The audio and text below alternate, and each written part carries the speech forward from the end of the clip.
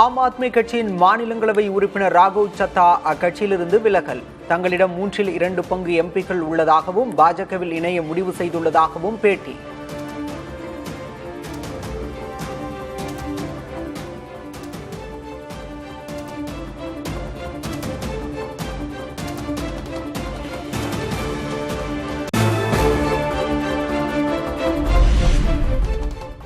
கன்னியாகுமரி மாவட்டம் களியக்காவிளை, குளித்துறை உள்ளிட்ட இடங்களில் கனமழை. கோடை மழையால் தணிந்தது வெப்பம்.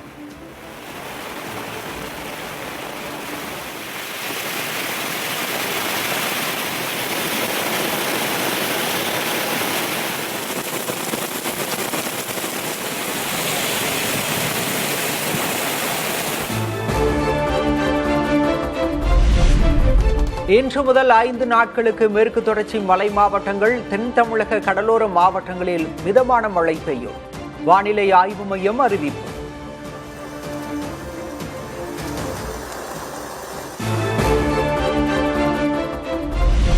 உள் தமிழக மாவட்டங்களில் அதிகபட்ச வெப்பநிலை 2 முதல் 3 டிகிரி செல்சியஸ் வரை அதிகரிக்கும்.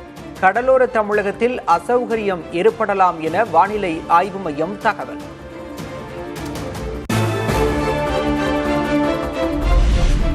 கோடை வெப்பத்தால் தமிழகம் முழுவதும் உச்சத்தை எட்டிய மின் நுகர்வு கடந்த 22ஆம் தேதி 46,61,00,000 யூனிட்டுகளாக அதிகரிப்பு.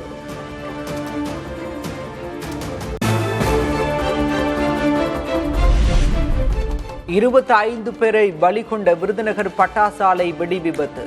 தமிழக அரசுக்கு தேசிய மனித உரிமைகள் ஆணையம் நோட்டீஸ்.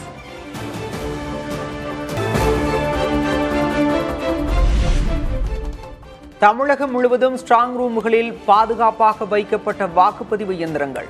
துணை ராணுவம், காவல்துறையினர் தீவிர கண்காணிப்பு.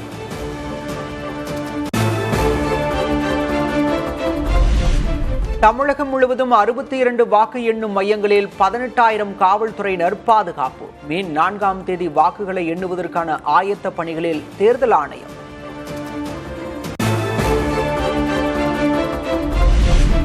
புதுச்சேரி, கேரளத்தை தொடர்ந்து தமிழ்நாட்டிலும் SIR நடவடிக்கைக்கு பிறகு வாக்கு சதவீதம் கணிசமாக அதிகரிப்பு.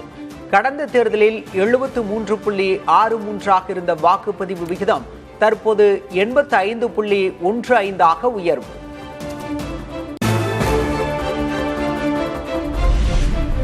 இரண்டாயிரத்து 21 தேர்தலுடன் ஒப்பிடும்போது இந்த முறை 23 லட்சம் வாக்குகள் மட்டுமே கூடுதல். வாக்காளர்கள் எண்ணிக்கை அடிப்படையில் 5% மட்டுமே கூடுதலாக வாக்குப்பதிவு.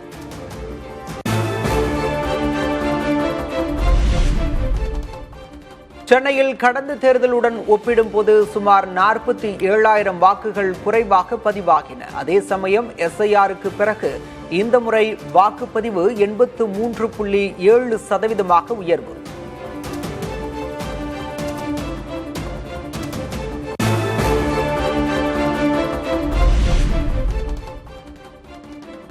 வழக்கமாக நிலவும் நகர்ப்புற கிராமப்புற வாக்குப்பதிவு இடைவெளி பெருமளவு குறைந்தது.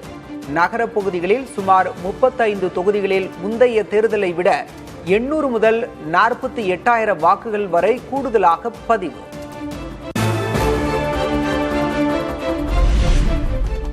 சட்டமன்ற தேர்தல் வாக்குப்பதிவு தொடர்பாக திமுக வேட்பாளர்களுடன் மு.க. ஸ்டாலின் ஆலோசனை. சென்னை மற்றும் அதனை சுற்றியுள்ள மாவட்ட வேட்பாளர்கள் பங்கேற்பு.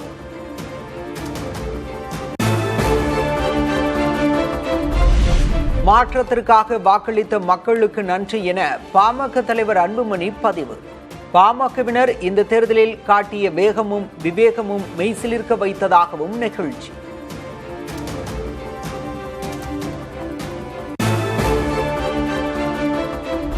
அரசியல் மாயாஜால கணக்குகளை வெகுஜன மக்கள் உடைத்து நொறுக்கியுள்ளனர்.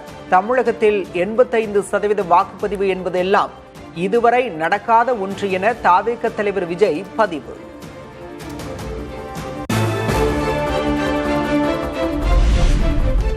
புறாவுக்கு தாவேக வண்ணம் பூசப்பட்டதற்கு பீட்டா இந்தியா அமைப்பு எதிர்ப்பு. அரசியலுக்கு விலங்குகளை பயன்படுத்த வேண்டாம் என விஜய்க்கு பீட்டா இந்தியா அமைப்பு கடிதம்.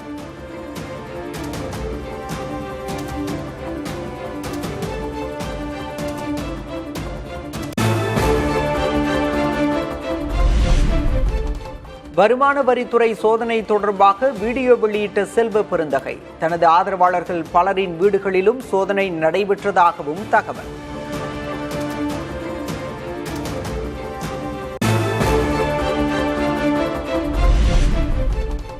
காங்கிரஸ் தேர்தல் அலுவலகம் அமைந்திருந்த திமுக நிர்வாகி வீட்டில் வருமான வரித்துறை சோதனை நடந்தது. சோதனை நடத்தவில்லை என வருமான வரித்துறை கூறியிருந்த நிலையில் செல்வ பெருந்தகை விளக்கம். சோதனை என்ற பெயரில் பணம் எங்க, இங்க பணம் இருக்கு, பணம் எங்க? அவருக்கு நிறைய சால்வை வரும், புத்தகங்கள் வரும், அதெல்லாம் கட்டுக்கட்டியா கட்டி வச்சிருக்காரு. அதெல்லாம் போட்டு பிரிச்சு பீரோவெல்லாம் திறந்து கட்டில திறந்து உடைச்சு எல்லாத்தையும் பார்த்துட்டு எதுவுமே கிடைக்கல. ஒரு அறிக்கை கொடுக்குறாங்க சிடிபிடில இருந்து, நாங்க அவர் வீட்டை சோதனை செய்யல.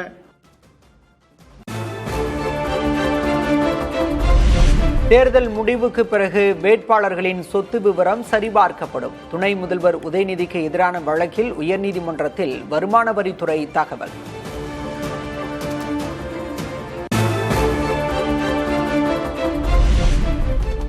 தங்கம் விலை சவரனுக்கு 480 ரூபாய் குறைந்தது. சென்னையில் ஆபரண தங்கம் கடந்த 3 நாட்களில் சவரனுக்கு 1600 ரூபாய் சரிவு.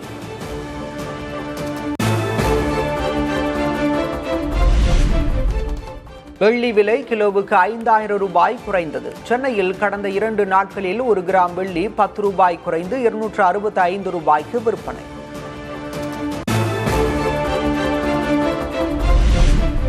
இந்திய பங்குச்சந்தை தொடர்ந்து 2வது நாளாக வீழ்ச்சி.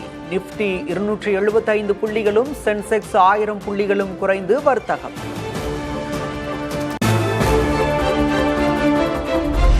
டாலருக்கு நிகரான இந்திய ரூபாய் மதிப்பு 94.25 சரிவு. சர்வதேச சந்தையில் பிரெண்ட் கச்சா எண்ணெய் விலை $106 உயர்ந்ததால் ரூபாய் மதிப்பில் வீழ்ச்சி.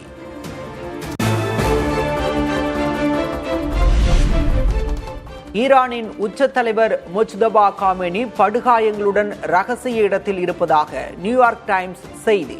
நேரடியாக அல்லாமல் கடிதங்கள் மூலம் அரசை நிர்வகிப்பதாக தகவல்.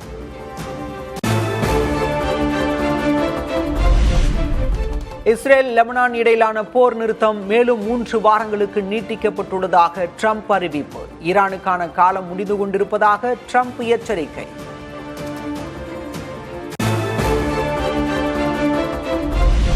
இந்தியாவை நரகக்குழி என அமெரிக்க அதிபர் ட்ரம்ப் விமர்சித்ததால் சர்ச்சை. ட்ரம்பின் கருத்து தரம் தாழ்ந்தது என இந்திய வெளியுறவுத்துறை அமைச்சகம் எதிர்வினை.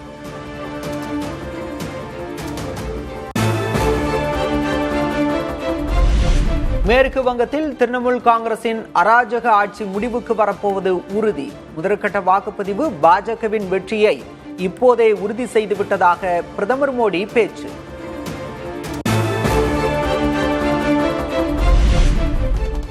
பெண்களின் அதிகார பகிர்வுக்கு உள்ளாட்சி அமைப்புகளே அடித்தளம். நாடு முழுவதும் 15 லட்சம் பெண் பிரதிநிதிகள் உருவாக பஞ்சாயத்து ராஜ் காரணம் என காங்கிரஸ் பெருமிதம்.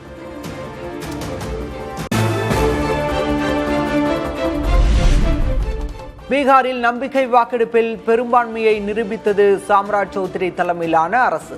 5 ஆண்டுகளில் 5வது அரசு என எதிர்க்கட்சித் தலைவர் தேஜஸ்வி யாதவ் விமர்சனம். நார்வேயில் 16 வயதுக்குட்பட்டோர் சமூக ஊடகங்கள் பயன்படுத்த தடை விதிக்கும் சட்டம் இவ்வாண்டு இறுதிக்குள் நாடாளுமன்றத்தில் தாக்கல் செய்ய நார்வே அரசு பரிசீலனை.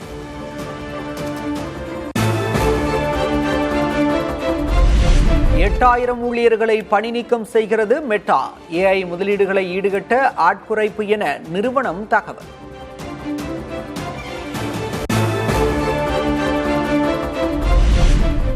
அமெரிக்காவின் வடக்கு ஓக்லஹோமா மாகாணத்தை தாக்கிய சக்தி வாய்ந்த சூறாவளியால் குறைந்தது 10 பேர் காயம். கட்டடங்களின் கூரைகள், ஜன்னல்கள் மற்றும் வாகனங்களை தூக்கி வீசிய சூறாவளி.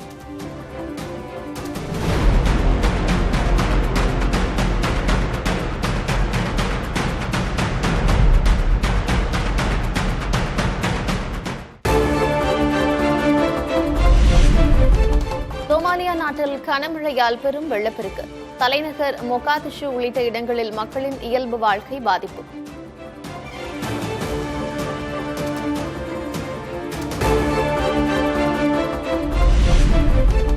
மதுரையில் கள்ளழகர் ஆற்றில் இறங்கும் விழாவுக்காக வைகை அணையிலிருந்து நீர் திறப்பு. தேனி, மதுரை மாவட்ட மக்களுக்கு வெள்ள அபாய எச்சரிக்கை.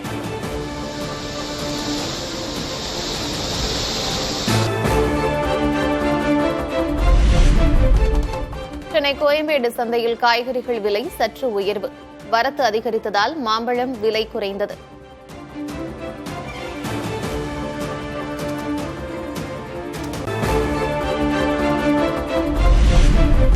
சுவாமிமலை முருகன் கோயிலில் சித்திரை திருவிழா கொடியேற்றத்துடன் தொடக்கம். ஏராளமான பக்தர்கள் சாமி தரிசனம்.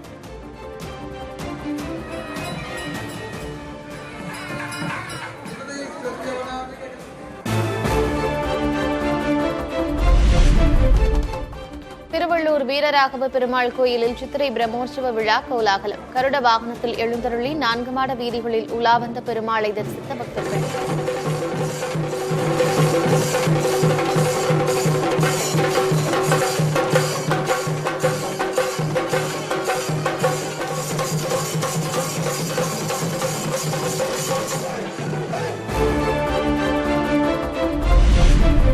கோடை விடுமுறை காரணமாக திருச்செந்தூர் முருகன் கோயிலில் குவிந்த பக்தர்கள். நீண்ட நேரம் காத்திருந்து குடும்பத்துடன் சுவாமி தரிசனம்.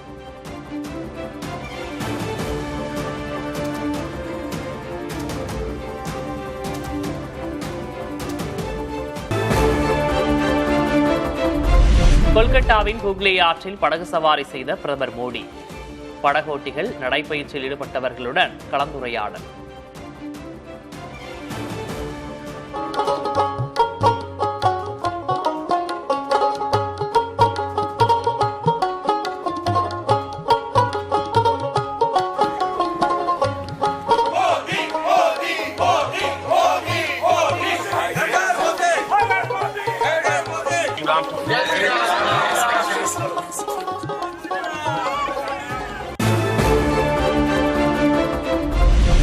காங்கிரஸ் தலைவர் பவன் கெராவின் முன்ஜாமீன் மனுவை குவஹாட்டி உயர்நீதிமன்றம் நிராகரித்தது.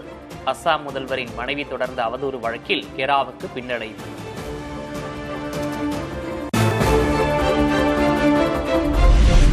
ஆந்த்ரோபிக் நிறுவனத்தின் கிளாட் லித்தோஸ் எனும் ஏஐ மாதிரியால் வங்கித்துறைக்கு பெரும் ஆபத்து என எச்சரிக்கை. வங்கி தலைவர்களுடன் முக்கிய ஆலோசனை மேற்கொண்ட மத்திய நிதியமைச்சர் நிர்மலா சீதாராமன். மாலத்தீவுக்கு முதற்கட்டமாக 3000 ரூபாய் நிதியை விடுவிக்க இந்தியா ஒப்புதல். சார்க் ஒப்பந்தத்தின்படி மாலத்தீவின் நிதி நிலைத்தன்மையை உறுதி செய்ய இந்தியா நிதி.